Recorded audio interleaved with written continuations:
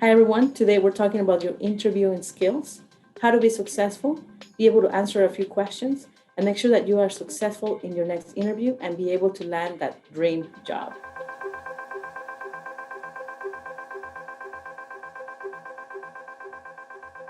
I'm Brenda McCarty. I'm the Human Resources Manager at Cisco North Texas. Having good interview skills is definitely a must. You have to make good impressions, you have to be able to prepare, and it increases your chances to land the job that you really want.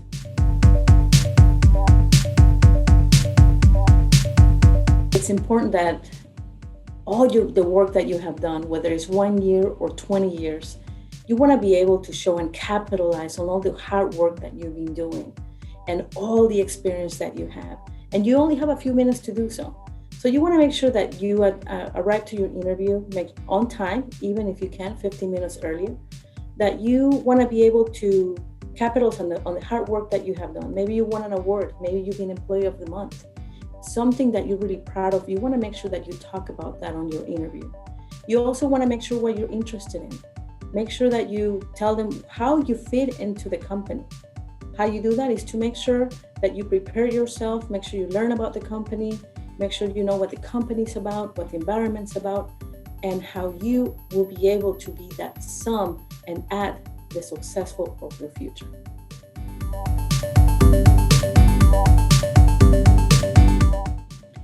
You have to prepare for an interview. It's very important. So there are top 5 things that we can speak about. 1 is show up on time. Being late, there's absolutely no excuse for that. You should be able to know how long it takes to drive there, how long it takes for you to arrive to the entrance and ask for the person. Be there 15 to 20 minutes early. Be positive. You want to smile. You want to show yourself. Don't lose your character. Don't lose yourself, because you also want to make sure that you fit in the company and they're a good fit for you. Pay attention to your body language. Am I quiet? Am I hiding my hands? Am I looking down? Am I looking somewhere else? Do I have my phone next to me? That's very important. So pay close attention. Make sure that you prepare with somebody else and show that positive side of yourself. Prepare questions. You want to make sure that you read about the company, that you learn about their environment, that you know what the job is about, and be able to ask questions that relate to you and relate to your career. And be careful, number 5, be careful about asking expectations of pay. They haven't offered you the job just yet. It's not yours, you haven't landed it. So you should be able to negotiate what your pay should be once they offer you the job.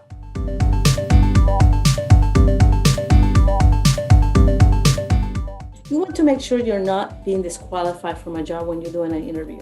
Number 1, dishonesty is a big disqualifier. Don't extend the time that you work for your past employer. Don't state skills that you don't have, certification or education that you haven't had. Be completely honest. Remember, companies do check. They do background checks on what's happening today. They do call your last employer. They check for dates. They check for the position that you have. And also, when you start a job, you want to show those skills. And if you don't have them, you're going to get caught. So be careful.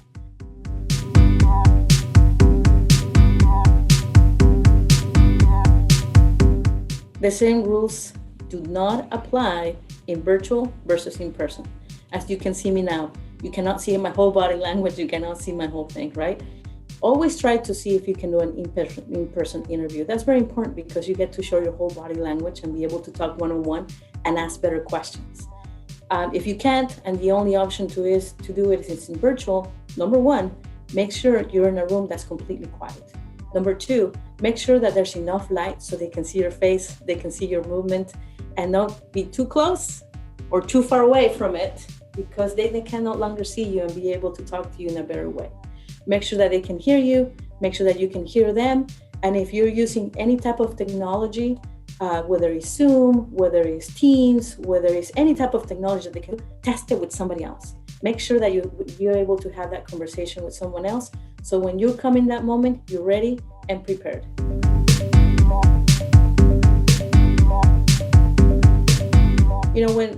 Usually at the end of the interview, people will ask you, do you have any questions for me? And the majority, unfortunately, will say, no questions. Have questions ready. Number one, remember when I told you that you have to be prepared and then you have to learn about the company, right? When you read about the company, make sure that you write questions. How does the company fit into what you want in your future? What career growth are you going to have? So for example, one good question is, okay, if I'm going to be a driver for Cisco, what are the opportunities for growth? Can I be a supervisor? Can I be a manager? Can you give me some examples of somebody who has been successful at career growth? Learn, read the messages, and make sure you take some notes. Having questions shows that you're truly interested in that company.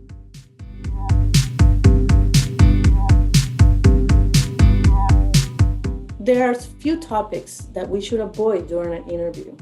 One, don't make it too personal. It's important not to speak about age, where am I from. We are talking about a job and how I feel culturally and how I feel about that company, and also how my skills relate to that company. So we got to make sure that we don't get too personal out there, okay? That's very important. Number two, remember I spoke about pay. Don't speak about pay right away. They haven't offered you the job just yet. That happens at the end of the negotiation. So very important. Remember, stay on topic with your skills, the company, how you fit in the culture of the company, and pay at the very end after you've been offered the job.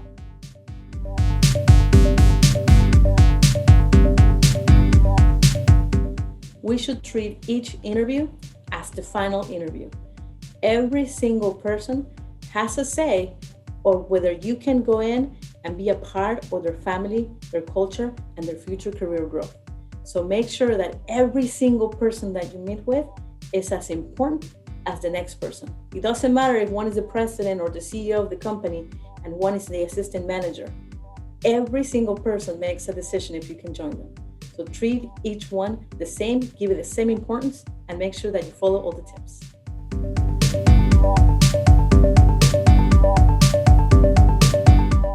It's great to follow up and give a thank you. Maybe after 1 or 2 days, send them an email, send them a note.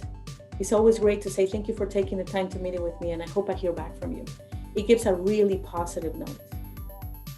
Make sure you don't pressure them either, right? You got to make sure that you keep that balance of being grateful for it, knowing when to follow up. And if you want to know what happened, maybe you made a mistake, ask for feedback. The main question should be, if I didn't get the job, will you give me some feedback so I can be better next time, because I'm really interested in your company.